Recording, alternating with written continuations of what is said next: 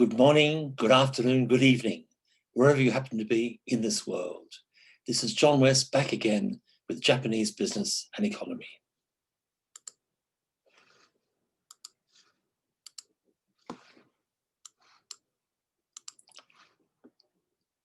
Yes, as I said, John West back again with Japanese Business and Economy with Class 8, the third part of Class 8, Class 8C. We're going to be looking at another one of my favorite Japanese companies. This is Softbank. Now, Masayoshi Son, often known as Masa-san, is the founder and CEO of Softbank. He's a third-generation Zainichi Korean. These are people who are ethnic Koreans with permanent residency and sometimes citizenship in Japan. But most importantly, conservative Japanese people do not consider Zainichi Koreans to be real Japanese people. They're like foreigners in Japan.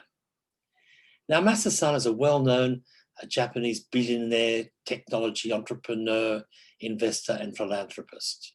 He's the second richest person in Japan after Tadashi Yanai. Despite having the distinction of losing the most money in history, he lost approximately $70 billion during the dot-com crash of the year 2000. Now, since its foundation in 1981, Softbank has helped to change Japan through the information revolution, according to Masa-san. He often talks about Softbank as being an internet company. Some people talk about it being a telecommunications company, but he says no, Softbank is an internet company. Now, when he started Softbank, Masa-san told his only staff, 2 part-time workers, in 5 years, I'm going to have $75 million in sales. In 5 years, I'll be selling 1,000 dealer outlets, and we'll be #1 in PC software distribution. Now, Masa's employees did not share this confidence. And according to Masa-san, they thought this guy must be crazy, and they both quit. But Softbank, meaning a bank of software, has since grown into a global telecommunications and internet giant, surpassing even the expectations of the ambitious Masa-san. Now, Softbank's stunning growth has been driven by a series of strategic investments and partnerships. Today, there are more than 1,300 companies in the Softbank group.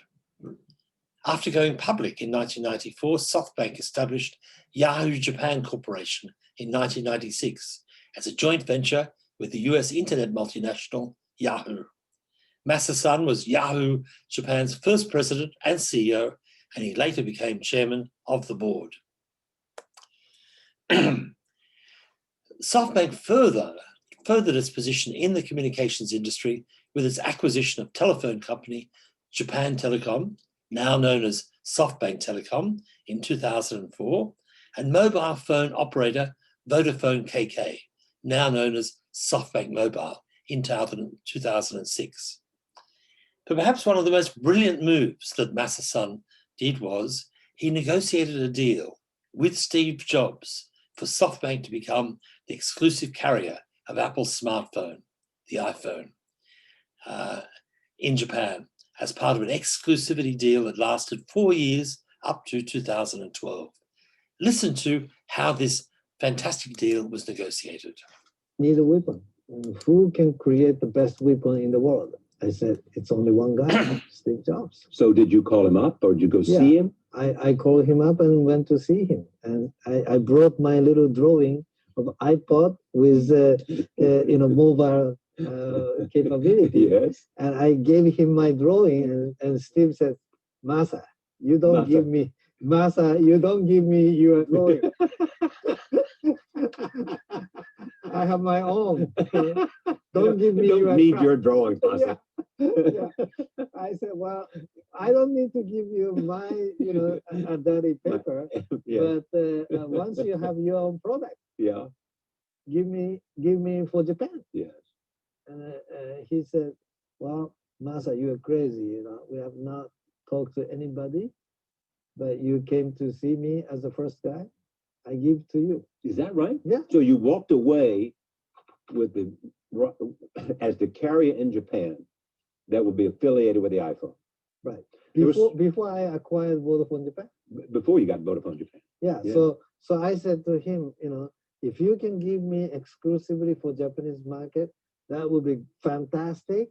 Right? And so I said, write it down, sign for me. And he said, no, Masa, I'm not going to sign for you because you don't even own the mobile carrier yet.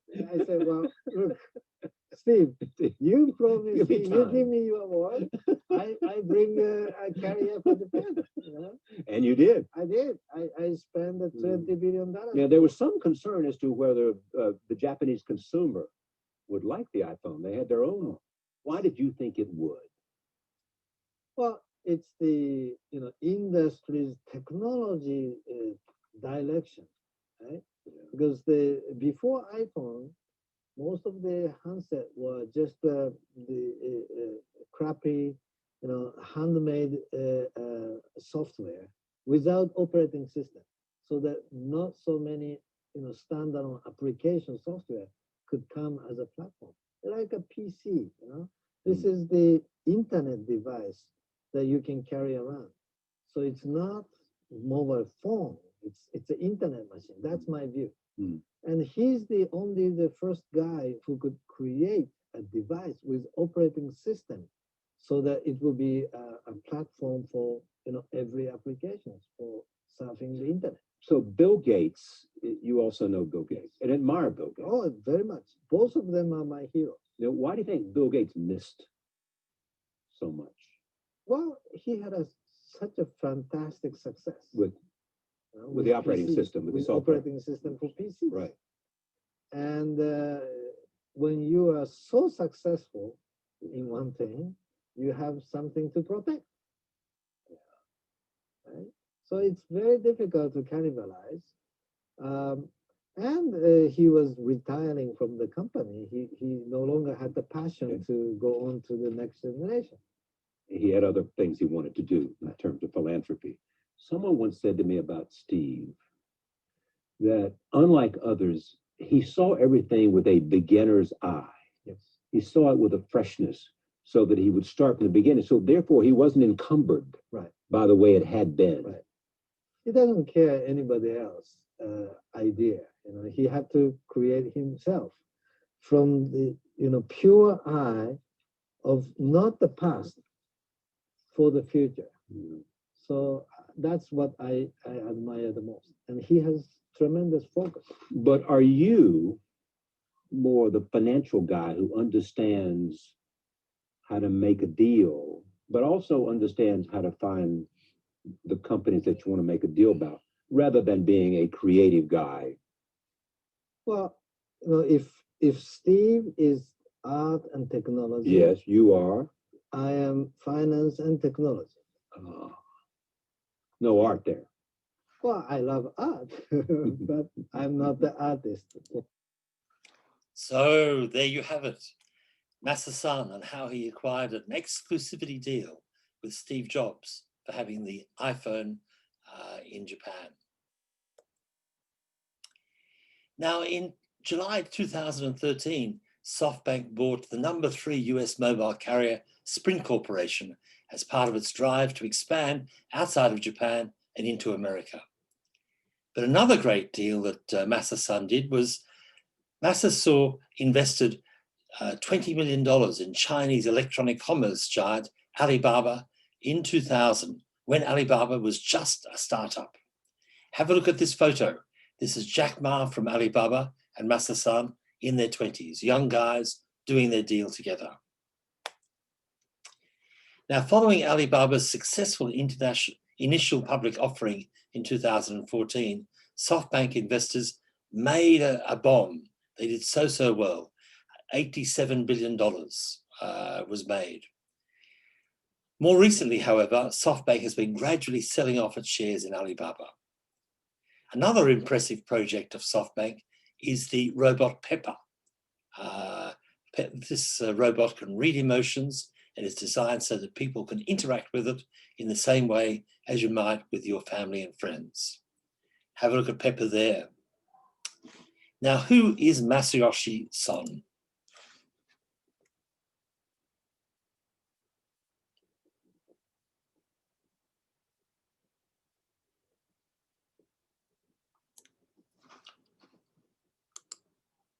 Now, Masayoshi, or I should say Softbank, is a giant Japanese company that holds an 80% stake in Sprint, 37.5% of Alibaba, and 42.5% of the dominant online company in Japan. Yes, it is Yahoo Japan. And it's been a big player as well in the growth of the internet and the internet services business since the web began. In fact, before it all came crashing down with the dot-com bust, its founder, Masayoshi, was the richest man in the world. For 3 days, I was richer than Bill Gates. And most people don't know that because we crashed before people noticed. It went by fast. We crashed the internet at the internet bubble peak. You know, SoftBank market cap was $200 billion, and I used to own 30x%. So I became the richest for 3 days. But next year, our share price reduced by 99%. Okay, so going from 200 billion to 2 billion. Okay, and at the bottom we start Yahoo BB, which is our broadband initiative, and that gave us $1 billion loss a year for 4 years. And you were willing to do that? Yeah. At the bottom, after you lost 99% of your market value. At the bottom, after we losing 99% in market cap, I decided to fight with the biggest company in Japan, NTT.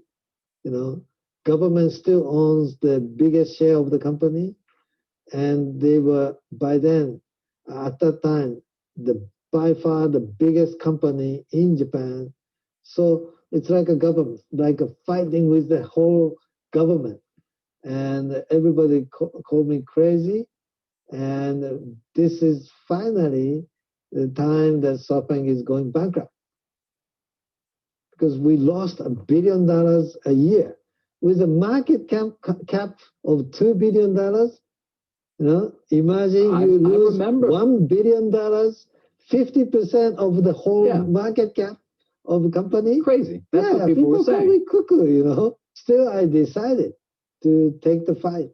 And after 4 years of losing $1 billion a year, every year, you know, finally we made it to the a little bit of profitability, and then I decided to make $20 billion investment for acquiring Vodafone Japan. Again, people call me crazy. So when people call me crazy all the time, now I say, oh, that's a compliment. So if there's one word that crops up in an interview with Masa-san, it's always crazy. Now, in recent years, the big new initiative of SoftBank is SoftBank's Vision Fund, which invests in emerging technologies like artificial intelligence, robotics, the Internet of Things, and so on. SoftBank's Vision Fund has been on an aggressive investment spree, but the Vision Fund has actually been reporting huge losses after SoftBank wrote down the valuations of companies like Uber and WeWork. Let's learn a bit more about how Masa-san has been struggling with his Vision Fund.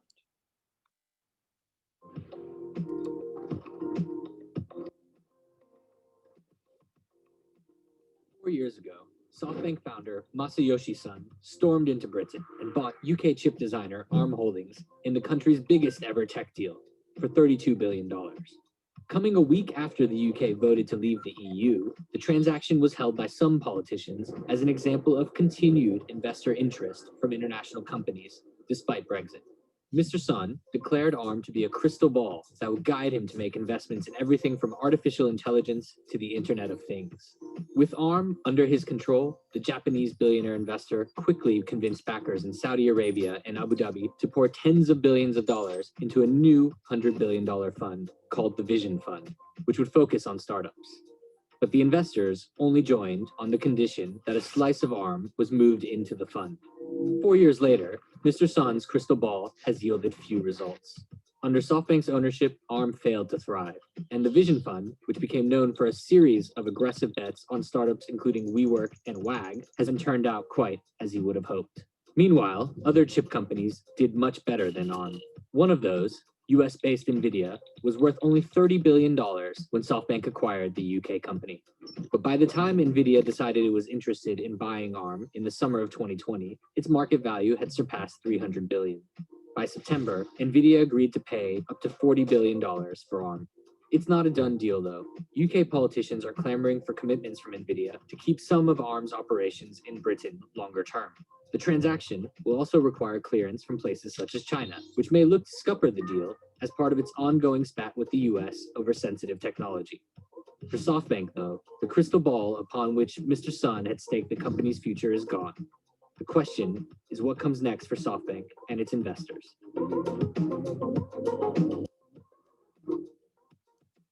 So there you have it, the troubles that Masa Son is now having with his aggressive vision fund. Let's learn a little bit more about the troubled saga of Masa Son's $100 billion fund.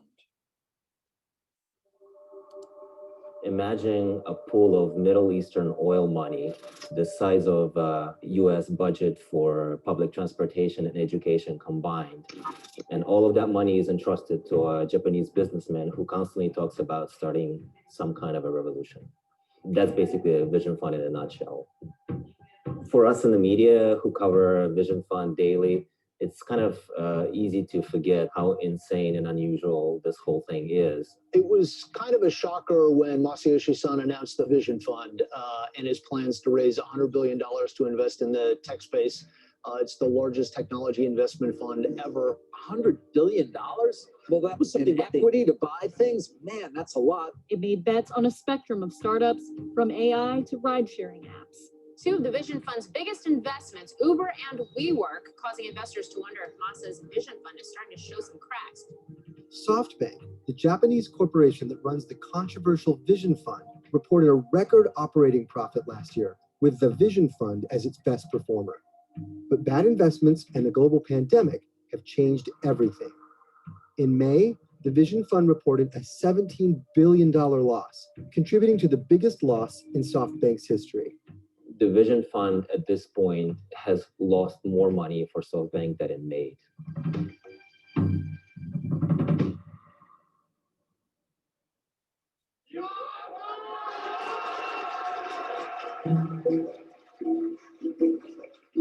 Masayoshi Son is a very impressive entrepreneur from Japan, US educated, actually got an engineering degree at the University of California, Berkeley, started a few companies while in school. By the time he moved back to Japan in his early 20s, he had all these business projects going, built up his empire from there.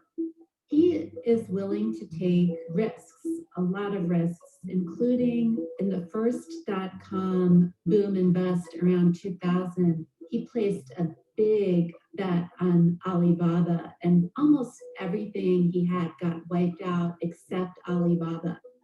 At the bottom of the crash, I actually revived my spirit of the fighting, so actually it was good.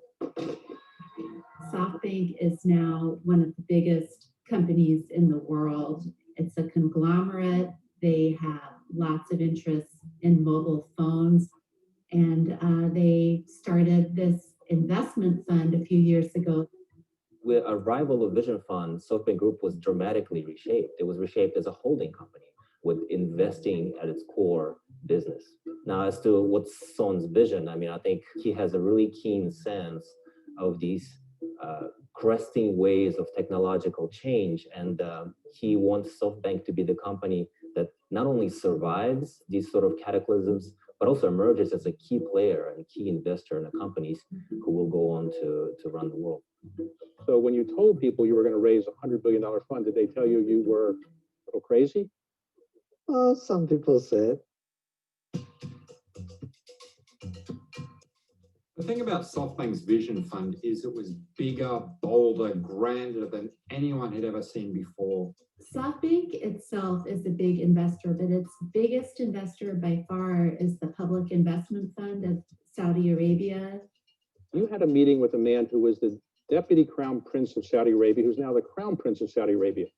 As I understand the story, you went in and in 1 hour, you convinced him to invest $45 billion. No, it's not true. Okay. 45 minutes, $45 billion. Okay, sorry. $1 billion per minute.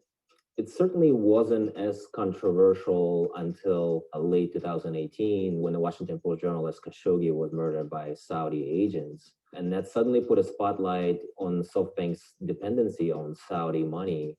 Truth be told, it didn't seem to have stopped a lot of companies from taking their money.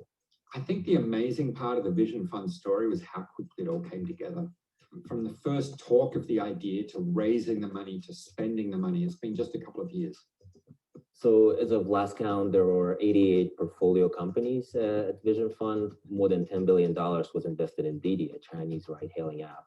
Uber took about $7.7 billion. Some $4 billion went into WeWork, another $3 billion into Grab, a Southeast Asian ride-hailing company. So the idea is you have so much money that anybody even thinking of competing with you just looks at the size of your checkbook and gets scared and doesn't even try. And he does seem to have a particular weakness for very charismatic and very flashy founders. And Adam Newman of WeWork is a prime example. I mean, Son himself loves to talk about Jack Ma, the founder of Alibaba, his best investment today. He had no business plan, but his eyes was very strong eyes. He wants his founders to be the next Jack Ma, to be crazier than the craziest guy in the room. The Vision Fund, and let's not forget, they've had some successes. They were a big investor in Flipkart, an Indian retailer that they sold. They've had some companies that have IPO'd. Unfortunately, there are some high-profile investments that have just lost tons of money. WeWork being the prime example. So there we have it, the troubled saga of Masa Son's $100 billion Vision Fund. What is the future for Masa Son and for SoftBank? He's gone through so many ups and downs over the years and survived them all. It's tempting to think that once again he will survive and come through. But things do look a little bit troubled at the moment, particularly in the context of the pandemic. Anyway, SoftBank and Masa Son himself are a very interesting, it's an interesting company, very interesting person, a very important part of the Japanese economy. Anyone who visits Japan will see SoftBank on every street corner as it is selling iPhones and other electronic products. And so that's a little bit of a brief story into SoftBank and its leader, Masa Son. And so thank you very much for watching this with me. So thank you once again for spending this moment with me. If you have any comments, questions, reactions, please just send me an email. I'd be glad to receive it, and we can discuss this, of course, in the middle of January when we have our student sessions, our discussion sessions. And for the moment, let me just say, sayonara.